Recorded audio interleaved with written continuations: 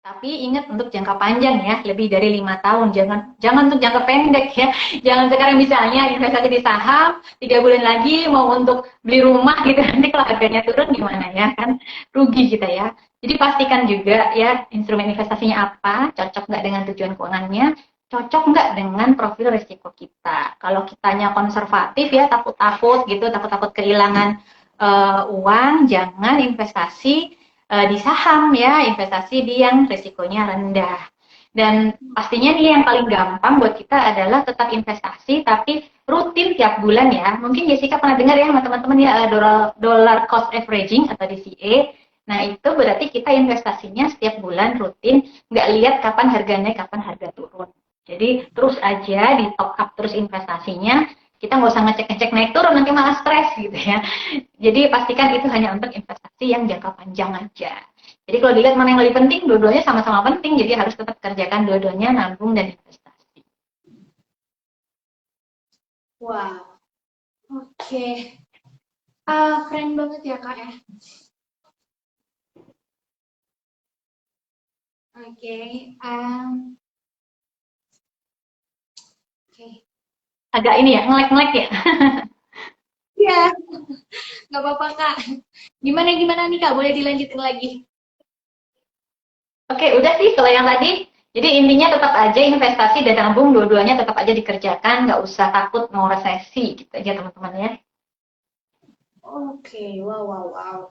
Berarti ini Kak intinya kita harus sedia payung sebelum hujan ya. Kalau Betul. kita nggak resesi ekonomi. Oke, tapi kan tadi sebelumnya udah Kakak singgung nih instrumen apa aja nih yang mungkin bisa Ya. dipilih saat terjadi resesi ekonomi. Mungkin lebih bisa ini nggak sih Kak dijelasin? Mungkin kan di sini Sobat Cermat kan masih pada muda, baru ngenal nih namanya financial planning gitu. Mungkin bisa nih Ya. Kak lebih dijelasin instrumen apa aja nih yang mungkin paling tepat untuk Sobat Cermat, apalagi yang baru mengenal financial planning gini untuk menyimpan di tengah masa resesi. Iya. Jadi untuk resesi ini yang memang paling penting adalah fresh money ya, dana segar. Cash is the king katanya. Iya, jadi harus siap terus dana segar itu tujuannya untuk apa? Satu, untuk dana darurat. Kedua, siap-siap masuk ke instrumen investasi kalau memang waktunya sudah tepat untuk masuk ke situ. Jadi teman-teman pastikan itu ya. Nah, bukan hanya uang tunai saja nih ya yang juga adalah instrumen investasi yang liquid ya, relatif mudah dicairkan, ada juga alternatifnya. Teman-teman bisa tetap nabung biasa atau ke deposito. Tadi saya sudah sebutin ya, reksadana pasar uang, reksadana pendapatan tetap itu juga termasuk yang imbal hasilnya stabil dan relatif aman. Terus obligasi negara ya, teman-teman pernah dengar ORI atau sukuk.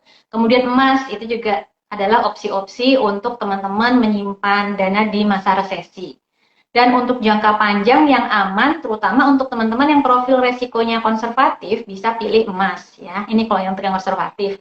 Tapi kalau yang mau resiko lebih tinggi, mungkin yang profil resikonya moderat atau agresif, bisa pilih ke reksadana campuran ya, campuran antara obligasi, saham dan pasar uang itu bisa juga. Kemudian reksadana saham ya. Nah, kalau di reksadana keuntungannya adalah sudah ada manajer investasi yang mengelola. Jadi manajer investasi ini kan sudah berlisensi, bersertifikat ya. Mereka punya pengetahuannya, kita nggak harus belajar detail mengenai saham apa sih yang harus dibeli, pasrah aja, ikut aja ke manajer investasi. Jadi pastikan cari manajer investasi yang bagus nih ya, yang reviewnya bagus ya, dia punya prestasi ke belakangnya yang bagus, jadi bisa dilihat kok historinya kalau kita mau beli reksadana. Kemudian bisa juga coba saham ya, kalau yang sudah belajar tentang saham ya, bisa beli saham langsung atau properti. Nah, pasar saham lesu ini justru saatnya kita masuk sih ya, banyak harga yang terdiskon, misalnya saham-saham perusahaan yang fundamentalnya kuat ya, perusahaan yang secara keuangannya kuat, tapi harganya lagi turun nih sekarang, itu bisa jadi satu pilihan. Nah, untuk ini kan teman-teman harus belajar ya, gimana cara menentukan fundamentalnya kuat atau enggak. Kalau misalnya kita ambil reksadana saham, kita nggak usah mikirin itu lagi ya, ikut aja gimana manajer investasi yang hitung-hitung tuh manajer investasi, bukan kita gitu. Terus properti juga sama nih ya, banyak juga yang diskon atau orang-orang yang mungkin butuh uang ya karena masalah cash tadi ya.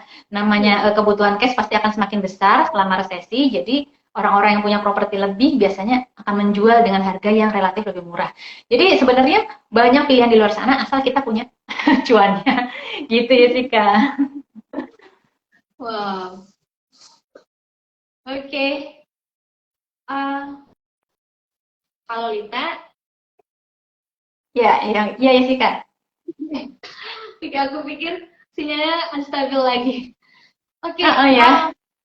kalau gitu Kak, kira-kira nih kalau untuk investor pemula, memungkinkan nggak sih Kak untuk tetap berinvestasi gitu? Oh, bukan mungkin sih, menurut aku harus ya. Harus Hmm. investasi. Iya, jadi eh, kita itu sebenarnya kalau berinvestasi, temennya itu adalah waktu ya. Semakin cepat kita mulai investasi akan semakin baik. Semakin lambat kita mulai investasi, hasilnya akan semakin kecil karena udah kalah sama waktu duluan nih ya. Jadi kapan lagi kalau nggak mulai segera, nanti pas ekonomi pulih, kita nyesel deh kenapa nggak mulai investasi waktu ekonominya lagi resesi misalnya. Nah, jadi kita sebaiknya tetap aja mulai ya. Untuk yang masih pemula, mulai aja dari yang resikonya rendah ya, yang low risk. Misalnya tadi reksadana pasar uang tuh resikonya rendah loh, deposito ya, emas. Memang imbasnya kecil ya, biasanya kalau reksadana pasar uang itu sekitar 4-5%. Deposito sekarang 3-4%, nggak apa-apa asalkan stabil dan kitanya tenang ya, jangan sampai terus kita investasi risikonya tinggi, imbal hasil tinggi, tapi kitanya deg-degan terus gitu. Terus opsi lain misalnya di emas ya. Terus lanjut nih yang meningkat imbal hasilnya tapi juga meningkat resikonya tadi reksadana pasar uang, pendapatan tetap ya, ORI ya, obligasi retail Indonesia, itu ada pilihan yang syariah juga ya, sukuk. Kemudian ada reksadana campuran dan saham. Nah, ini lebih tinggi lagi tingkat resikonya tapi juga lebih tinggi lagi imbal hasilnya. Jadi teman-teman mulai dari yang rendah dulu aja lah, santai yang kayak reksadana pasar uang, emas, reksadana pendapatan tetap itu bisa dicoba. Mulainya sedikit demi sedikit dulu ya teman-teman ya, sambil belajar ya. Kalau kita belajar aja nggak mulai-mulai, ya sama aja bohong ya. Kita nggak tahu feel-nya, nggak praktek gitu. Tapi kalau praktek tapi nggak dipelajari, itu juga ngeri nggak sih ya. Jadi agak beresiko juga kalau kita main ikut-ikut temen tapi kitanya nggak mau belajar. Jadi harus lakukan dua-duanya. Bisa mulai dari 100.000 kok sekarang reksadana misalnya tuh ya. Banyak yang bisa mulai dari 100.000 aja. Jadi nggak ada alasan untuk nggak bisa menyisikan 100.000. Kan kita kalau beli kopi kekinian dapat 2 gelas ya 100.000 daripada beli kopi 2 gelas begadang aja dapatnya gitu kan. Mendingan dibeli reksadana.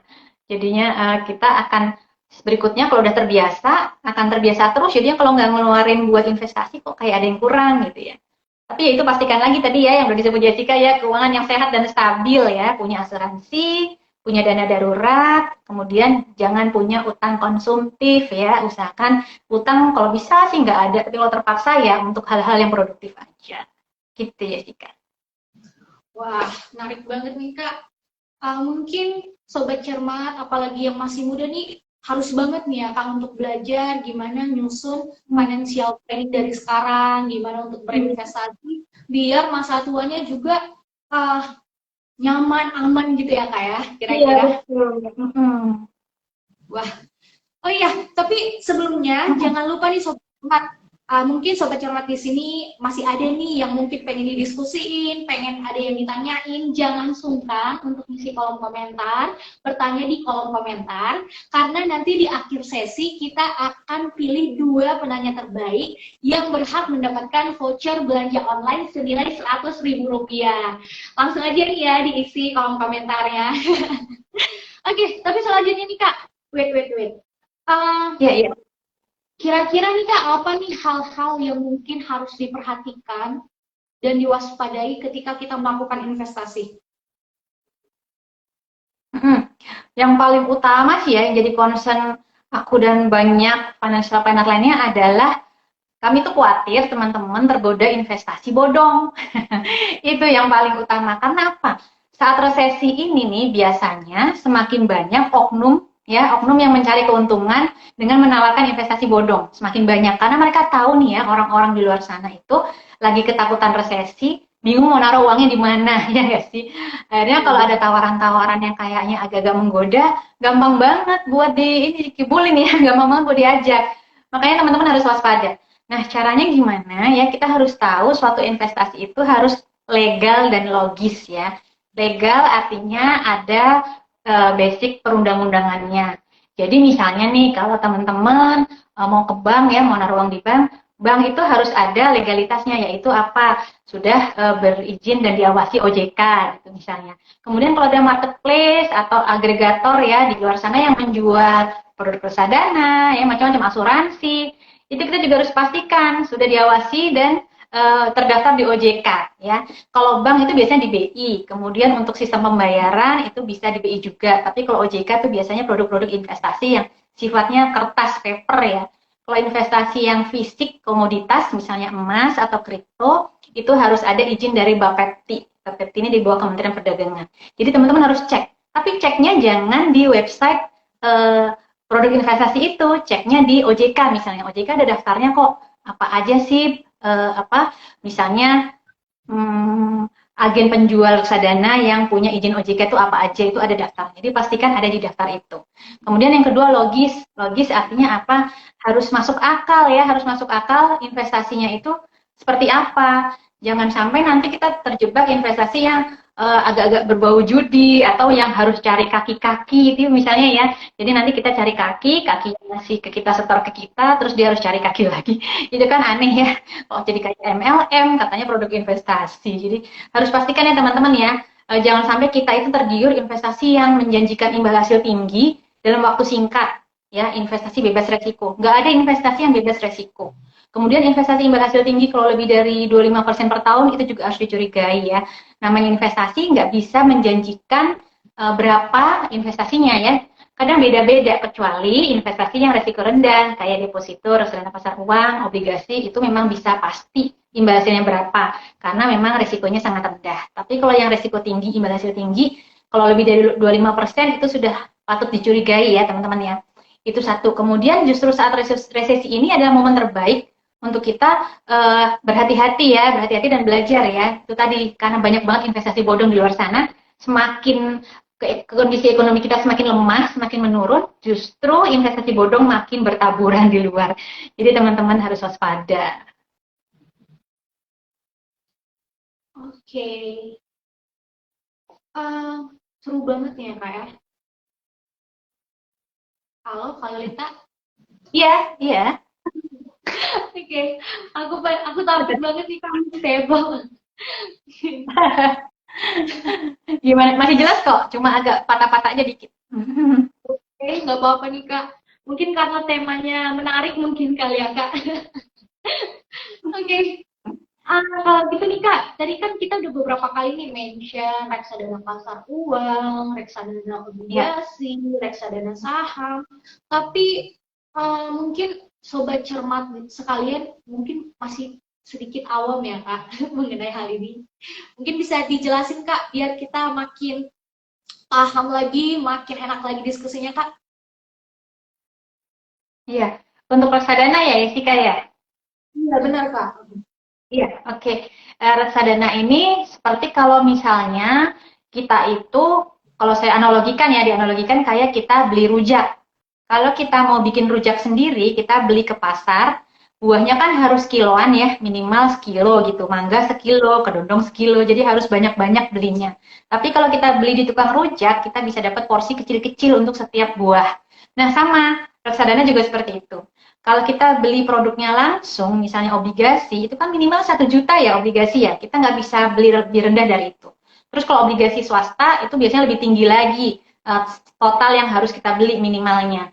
Nah, gimana caranya kita bisa dapat obligasi ini, itu banyak yang kita pengen, tapi uangnya cuma segini nih ya, cuma 100.000 misalnya gitu. Nah, caranya gimana? Harus dikumpulin semua investor yang punya uang 100.000 atau berapapun itu ya, dikumpulin jadi satu, dikelola oleh manajer investasi.